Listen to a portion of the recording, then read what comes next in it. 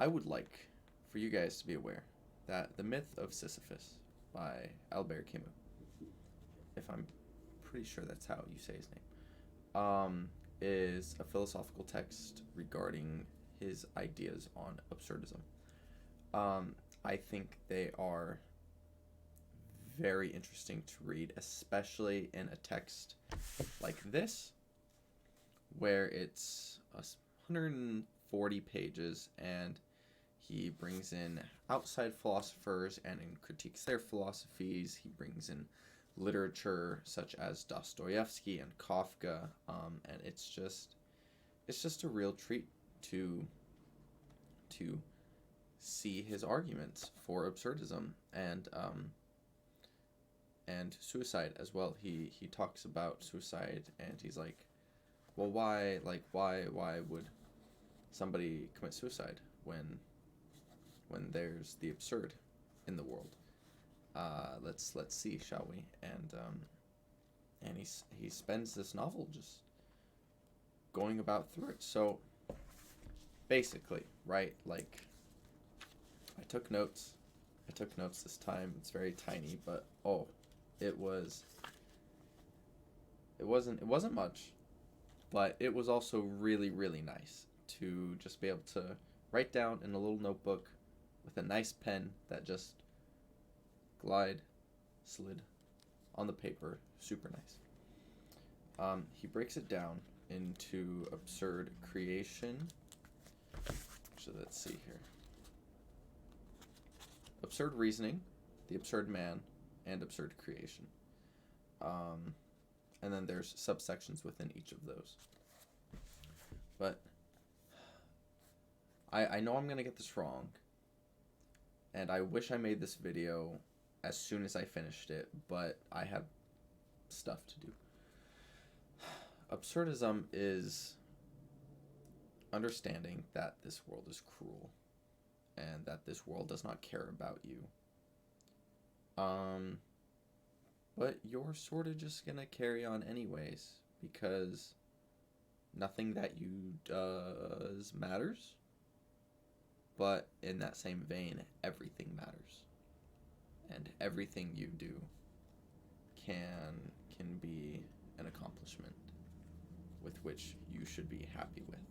And I wrote down stuff to help me remember, and I want to impart some of the stuff that I remembered for this. So for the absurd, I do believe Camus talks about like the three consequences of the absurd: my passion, my revolt, and my freedom. Now, I'll just read directly what I said. Man is forcibly born into this world that leads to death, and the absurd man rejects suicide. The only reasonable freedom is that of the human heart and its experiences. The freedom of action is paramount versus eternal freedom. Eternal freedom here means religious freedom. Thinking that there is something after this life, a heaven or a hell, and he argues quite convincingly against it, to be like, why would I spend all this time looking for eternal freedom when I cannot know it exists, when I have this one life given to me, and I will revolt against the absurd nature of this universe that has landed me here, and I will make something of myself. I will make something of myself, and I will understand that that is also pointless. And when I understand that, I am free to revolt. Which I just think is, and the absurd man revolts against life and death. It is the only freedom he needs, is his freedom of action, and his passion is that of the experiences he chooses to have. For rejecting suicide, he is able to experience more and exhaust all of his life. And then there are limits, of course. It's that limit of knowing that nothing matters.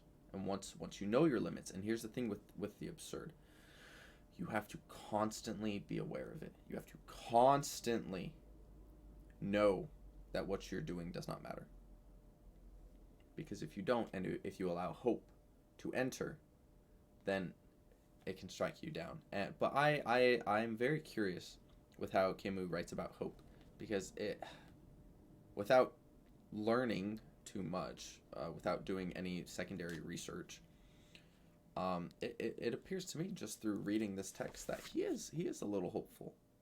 He is a little hopeful for Surf at certain points in this writing, and he is probably just because it's we are human. It is so hard not to be hopeful, because I do think that is uniquely human.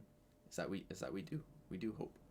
All right, and then Camus gives us examples for the absurd man, the actor, the Don Juan, and the conquestor, or the conqueror.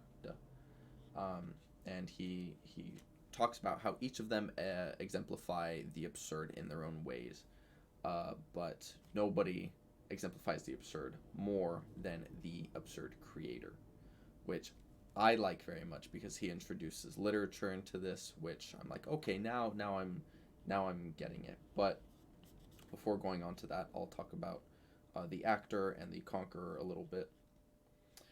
Camus talks about the actor living multiple lives in the limited time he is allowed on this earth. To converge multiple souls in one body is a direct affront to God. The actor does not care. The actor can express entire lives in the span of 3 hours. This is talking about like stage production. More than most people in the obedience or in the audience ever will be able to. And then the conqueror. Every man has felt himself to be equal of a god at certain moments, but this comes from the fact that in a flash he felt the amazing grandeur of the human mind. This is told in the subsection for conquest, and I believe it is fantastic. I think that quote is probably one of the most important quotes in the novel, in this text, because it's so true. It's so true, at least for me, because there have certainly been times where in my life I am just on cloud nine, and I believe myself to be better than anybody who's ever lived, and I mean, I am to a certain degree, but just the grandeur of the human mind can produce incredible results, and I think that is just, it's fantastic. It's, in a sense, that is hope. That is what keeps us going. And then for the conqueror, and those around them, they are not striving to be better. They are attempting to be consistent. Consistency is key when it comes to the absurd. Like I said before, you have to always acknowledge that the absurd is there. Otherwise, you're gonna lose it. Otherwise, you are no longer, like, what is that? Not explaining, but just like being aware of the absurd. This is why you cannot base anything on me. Nothing of the conqueror lasts, not even his doctrines. I think that goes for everything as well, especially for the absurd. Do not base anything off of me, for nothing that I say will last. Things will change, times will change, things will be destroyed, things will be created. The conquerors are capable of more, but they are capable of no more than man himself when he wants. Alright, and then we get into absurd creation, which, once again, I'm sort of just like reading from my notes with a couple quotes here and there, but I mean, it is just like, it's incredible, because I flaunt that authors are some of the best that we have, the most profound creators of art in our time are authors, and I was very pleasantly surprised and happy to see that Camus agreed with me. He points toward the novelists being the most profound of all the creators, as they are able to create universes with their own philosophy and not get bogged down by it. He points at writers like Kafka, Dostoevsky, and Proust. Art is also extremely important in the world of the absurd. The greatest novels has its logic, its reasoning, its intuition, and its postulates. It also has its requirements of clarity. And then he goes into Dostoevsky, and Dostoevsky writes about logical suicide as well. I haven't read The Brothers Karamazov, but I believe this is what it's pointing to. I think we'll skip to Ephemeral Creation because I'm not super sure about Kirillov in Dostoevsky's novels. So this goes through Ephemeral Creation and the myth of Sisyphus, as well as Camus' Appendix, where he talks about, at the back of the novel, where he talks about Kafka. So Camus talks about one after another, they complement one another, correct or overtake one another, contradict one another too. If something brings creation to an end, it is not the victorious and illusory cry of the blinded artist. I have said everything, but the death of the creator, which closes his experience and the book of his genius. He also talks about, of all the schools of patience and lucidity, creation is the most effective. It is also the staggering evidence of man's soul dignity, the dogged revolt against his condition, perseverance in an effort considered sterile. He also makes note of, to create is likewise to give a shape to one's fate. For all these characters, their work defines them at least as much as it is defined by them. The actor taught us this. There's no frontier between being and appearing. All that remains is a fate whose outcome alone is fatal. Outside of that single fatality of death, everything, joy or happiness, is liberty. Not the divine fable that amuses and blinds, but the terrestrial face, gesture and drama in which are summed up a difficult wisdom and an ephemeral passion. Yeah, so I mean, this wasn't a novel, and I'm definitely not the best at explaining philosophy. But I feel as though I hopefully got Camus' arguments out at least a little bit, and the points he made about absurdism. I didn't talk about logical suicide as much because I don't know. I wasn't able to read too much about it, able to get too many notes on it.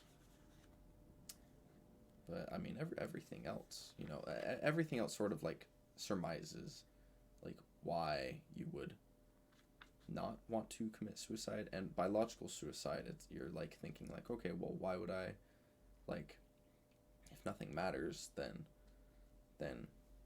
why should I be here, And then that leads to like, oh, is it a revolt against the system for not being, for there being nothing, or is it to somebody's base, or is it to meet God or something like that? So but yeah, I don't know how I've been talking for this long, but overall I thoroughly enjoyed the myth of Sisyphus, and I've got the plague right there, and so I'm hoping to be able to read that within the next couple of years, probably. I do believe that is an actual novel of his. But if you are looking for a short introductory into Camus' philosophy, I highly suggest this work. And yeah, I think that's it. So I will talk to you soon. Bye.